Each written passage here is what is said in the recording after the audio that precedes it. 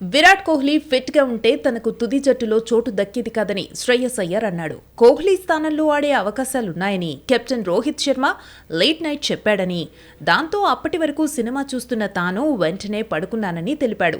3 వన్డేల సిరీస్లో భాగంగా ఇంగ్లాండ్తో గురువారం నాగపూర్ వేదికగా జరిగిన తొలి మ్యాచ్లో టీమిండియా 4 వికెట్ల తేడాతో విజయం సాధించిన విషయం తెలిసిందే.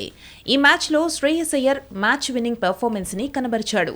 స్టన్నింగ్ ఫీల్డింగ్ తో డేంజరస్ ఫిల్ సాల్ట్ ను రన్అట్ చేసిన అయ్యర్ బ్యాటింగ్ లో హాఫ్ సెంచరీతో చెలరేగాడు. 19 పరుగులకే 2 వికెట్లు కోల్పోయి పీకల్లోతు కష్టాల్లో పడ్డ జట్టును దూకుడైన బ్యాటింగ్ తో ఆదుకున్నాడు.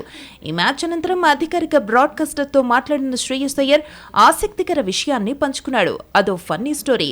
గత రాత్రి నేను సినిమా చూశాను. ఆ మూవీ కోసం ఆలస్యంగా నిద్రపోవాలనుకున్నా.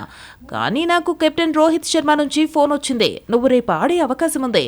విరాట్ కోహ్లీ మోకాలికి వచ్చింది, రెడీగా ఉండని చెప్పాడు. వెంటనే నేను సినిమా ఆపేసి పడుకున్నానని శ్రేయస్ అయ్యర్ తెలిపాడు. దేశవాళీ క్రికెట్ తో తన ఫిట్నెస్, బ్యాటింగ్ మెరుగైందని శ్రేయస్ అయ్యర్ తెలిపాడు.